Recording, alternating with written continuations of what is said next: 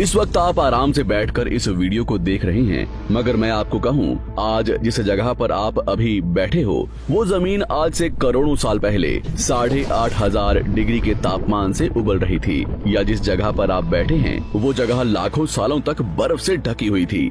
ये दोनों बातें सच हैं। इस 15 मिनट की वीडियो के अंदर आप पृथ्वी के 450 करोड़ साल के सफर को देखने वाले हैं। जिस जगह आज हमारा सौरमंडल है, वहाँ विभिन्न प्रकार की गैस और धूल के बादल हुआ करते थे। वैज्ञानिकों के मुताबिक इन धूल के बादलों से दूर एक तारा हुआ करता था।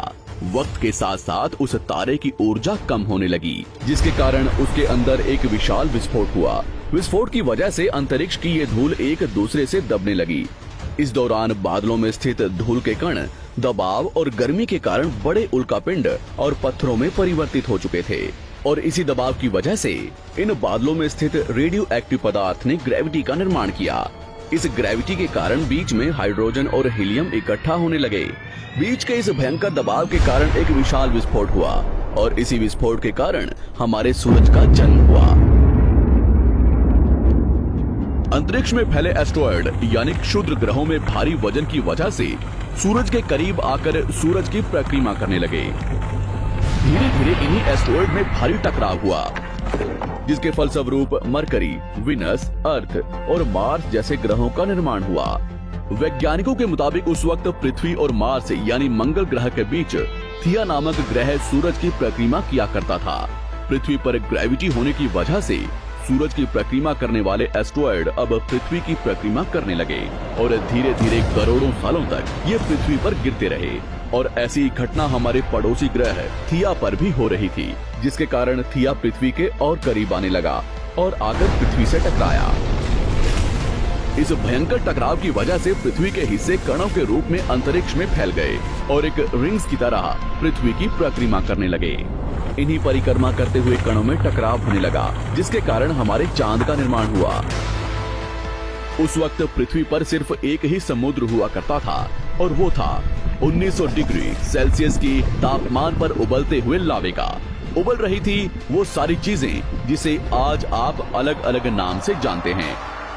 वक्त के साथ साथ पृथ्वी धीरे धीरे ठंडी हो रही थी, जिसके कारण पृथ्वी के भारी तत्व जैसे धातु और रेडियो एक्टिव पदार्थ पृथ्वी के केंद्र में जाकर इकट्ठा हो गए, और हल्के पदार्थ पृथ्वी की सतह पर आ गए। लाखों सालों तक पृथ्वी पर उल्कापिंडों की बरसात हुई, और इन गिरते हुए उल्कापिंडों में जमा था नमक, मिनरल्स और पानी। करोड़ों सालों तक इन उल्कापिंडों की बरसात होती रही, और धीरे धीरे पृथ्वी की ऊपरी सतह पानी से ढकने लगी।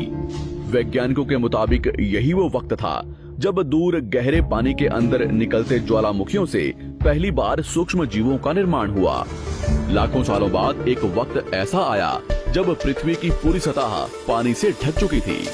हमारी पृथ्वी के सबसे अंदर का कोर रेडियो एक्टिव पदार्थ से बने होने की वजह से हरदम गर्म होता रहता है, लेकिन जब भी पृथ्वी की ऊपरी जमीन ठंडी हो जाती है, तब पृथ्वी के अंदर की गर्मी बाहर नहीं निकल पाती, जिसके कारण ज्वालामुखियों का निर्माण होता है। और उस वक्त कुछ ऐसा ही हुआ।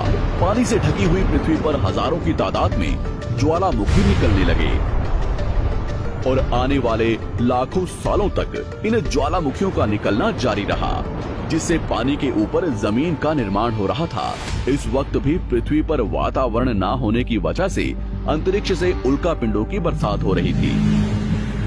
आज से लगभग 300 करोड़ साल पहले पृथ्वी पर ऐसा वक्त आया जब पृथ्वी का वातावरण लगभग स्थिर होने लगा था। ज्वालामुखी निकलने धीरे हो गए थे, और पृथ्वी का एक दिन 12 घंटे का हुआ करता था।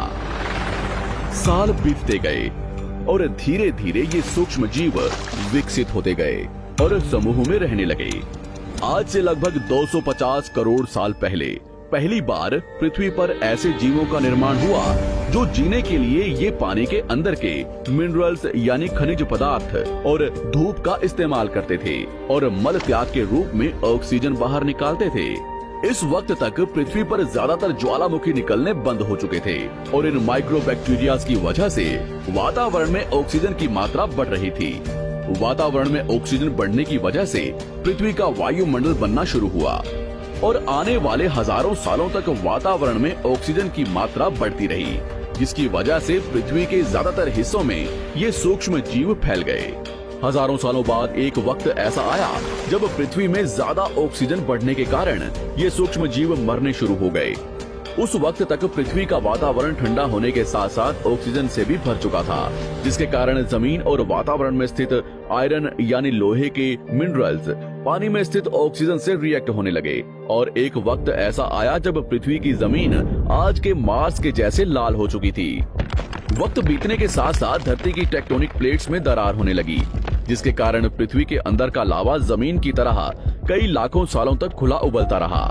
और यही वो कारण था जिसके कारण पृथ्वी के वातावरण में कार्बन डाइऑक्साइड की मात्रा बहुत बढ़ गई और पृथ्वी पर एसिड की वर्षा शुरू हो गई। एसिड रेन की वजह से पृथ्वी का तापमान घटने लगा और तापमान इतना घटा कि पृथ्वी के ऊपर स्थित पानी बर्फ में परिवर्तित होने लगा। पृथ्वी पर पहली बार भयंकर आइस एज आया। इस वक्त पूरी पृथ्वी सफेद बर्फ से ढक चुकी थी। आमतौर पर जब धरती पर सूरज की किरणें गिरती हैं, तब जमीन उन किरणों को सोख लेती है, मगर क्योंकि पूरी पृथ्वी बर्फ से ढक चुकी थी और क्योंकि बर्फ सफेद और चमकीली होती है, जिसके कारण सूरज की किरणें धरती पर गिरने के बाद वापस चली जाती थी। इसी कारण से पृथ्वी कई लाखों सालों तक बर्फ से ढकी रही, मगर फिर से पृथ्वी के अंदर स्थित गर्मी ज्वालामुखी के रूप में निकलना शुरू हो गई और इन ज्वालामुखियों से निकलने वाली गर्मी ने बर्फ को पिघलाना शुरू कर दिया। इसी बीच पृथ्वी की गहराई में बचे कुछ सूक्ष्म जीव धीरे धीरे बदल रहे थे और अब वो ऑक्सीजन को अपने शरीर को बड़ा और जटिल बनाने के लिए इस्तेमाल करने लगे थे। इस बीच पानी में अलग से भी छोटे समुद्री पौधे निकलने शुरू हो चुके थे। बाहर जैसे जैसे ज्वालामुखी निकल रहे थे, वैसे वैसे वातावरण कार्बन डाइऑक्साइड की वजह से गर्म हो रहा था। वक्त के साथ साथ बर्फ तो पिघलने लगी, मगर धरती पर फिर से एसिड की वर्षा शुरू हो गई, जिसके कारण फिर पृथ्वी ठंडी होने लगी और फिर पृथ्वी की ज्यादातर सतह बर्फ से ढक गई। ऐसा बार बार कई हजारों सालों तक होता रहा और इसी कारण से अब समुद्री जीव धीरे धीरे वातावरण के हिसाब से विकसित हो रहे थे। इस बीच कई सारे जीव और समुद्री जंगल्स विलुप्त हो गए, मगर जो बच गए वो धीरे धीरे पृथ्वी के बदलते तापमान के हिसाब से ढलते गए और अब हजारों सालों बाद समुद्री पेड़ बर्फ की वजह से पूरी तरह से मरते या सूखते नहीं थे। अब सूक्ष्म जीव समुद्री जीव बन चुके थे। जब फिर से ज्वालामुखियों ने पृथ्वी की बर्फ को पिघलाना शुरू किया, तब ये समुद्री पेड़ जल्दी विकसित होकर फैल गए। धीरे धीरे वातावरण में ऑक्सीजन की मात्रा बढ़ने लगी और पृथ्वी पर होने वाली एसिड की वर्षा कम होने लगी। वातावरण में ऑक्सीजन आने की वजह से पृथ्वी की ओजोन लेयर्स मोटी होने लगी और आज से लगभग 47 करोड़ साल पहले पृथ्वी की ऊपरी सतह पर पहली बार मोसोस नामक प्लांट उगना शुरू हुआ। वक्त के साथ साथ जमीन पर अलग अलग प्रकार के पौधे और पेड़ उगना शुरू हुए। एक वक्त ऐसा आया जब जमीन के पेड़ों की लंबाई लगभग 80 से 100 फीट जितनी या आज के 5 से 6 मंजिला बिल्डिंग जितनी ऊंची हो चुकी थी। ये वो वक्त था जब समुद्री जानवर समुद्र से बाहर निकल रहे थे और जमीनी जानवरों में परिवर्तित हो रहे थे। धरती की ज्यादातर जमीन एक जगह इकट्ठी हो चुकी थी, जिसे आज हम पैंजिया महाद्वीप के नाम से जानते हैं। पृथ्वी का वातावरण और तापमान लगभग स्थिर हो चुका था और अब करीब 21 से 23 घंटे का दिन हुआ करता था। अब समुद्री जीव पानी से बाहर रहने लगे थे और वातावरण के हिसाब से उनके शरीर का रंग रूप बदल रहा था। धीरे धीरे ये जमीनी जानवर डायनासोर्स में परिवर्तित हो गए।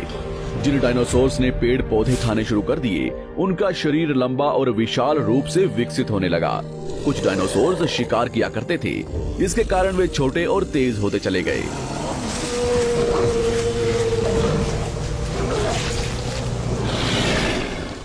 पृथ्वी की ऊपरी जमीन एक जगह इकट्ठी होने के कारण ज्यादातर जमीन रेगिस्तान और बंजर हो चुकी थी। ज्यादातर जंगल समुद्र के करीब हुआ करते थे, जिसमें डायनासोर्स रहा करते थे। आज से लगभग 20 करोड़ साल पहले पैंजिया महाद्वीप टूटना शुरू हो गया। पैंजिया के विभाजित होने की वजह से पृथ्वी की ज्यादातर ऊपरी जमीन पानी के संपर्क में आने लगी, जिसके फलस्वरूप पृथ्वी पर हरियाली बढ़ती गई, जिस वजह से डायनासोर्स और ज्यादा विभिन्न और विशाल होते चले गए। डायनासोर्स ने आने वाले लगभग 20 से 30 करोड़ सालों तक पृथ्वी पर राज किया। उस वक्त डायनासोर्स समुद्र से लेकर जमीन और आसमान तक पूरी पृथ्वी पर राज किया करते थे।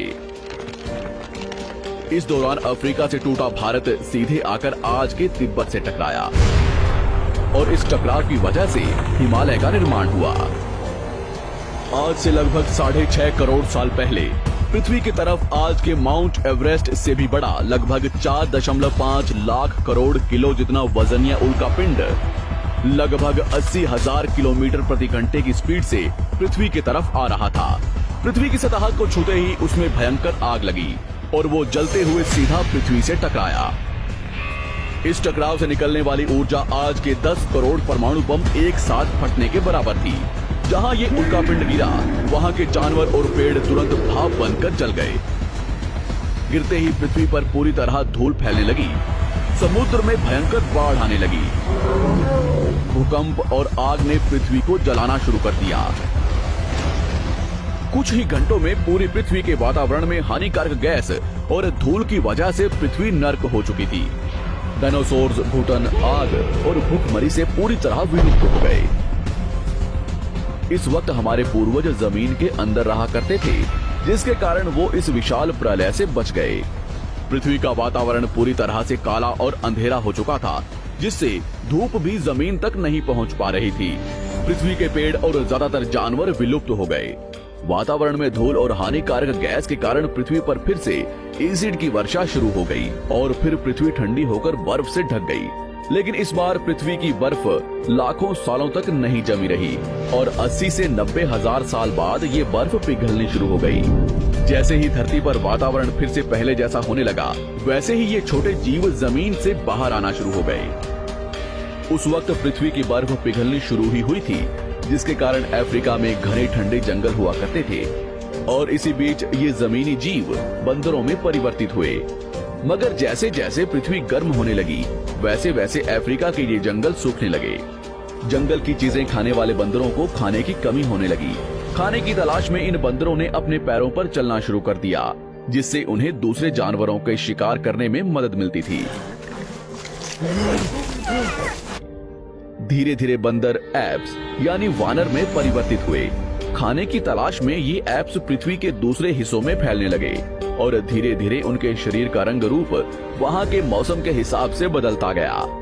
वक्त के साथ साथ हम आदिवासी बने। हमने हथियारों से लेकर आग का आविष्कार किया। हम धीरे धीरे इंसान के रूप में विकसित हुए। हमने धर्म से लेकर परिवार, भाषा और संस्कृति का निर्माण किया और वक्त के साथ साथ हम विकसित होते चले गए और आज हम इस पृथ्वी की सबसे विकसित प्रजाति बन चुके हैं। पृथ्वी को आज के जैसे बनने में लगभग 450 करोड़ साल का वक्त लगा है और हमें एक छोटे जमीन में रहने वाले जानवर से इंसान बनने में कई लाखों सालों का। मगर हमने इन 100 सालों में जितना पृथ्वी को गंदा और तबाह किया है, उतना आज तक किसी भी प्रजाति ने नहीं किया होगा। हम फिर से धरती को गर्म कर रहे हैं और कार्बन डाइऑक्साइड की मात्रा बढ़ा रहे हैं। वैज्ञानिकों का मानना है कि पृथ्वी पर फिर से विशाल परिवर्तन होने वाला है। भविष्य में पृथ्वी कैसी होगी, जानेंगे हमारी अगली वीडियो में।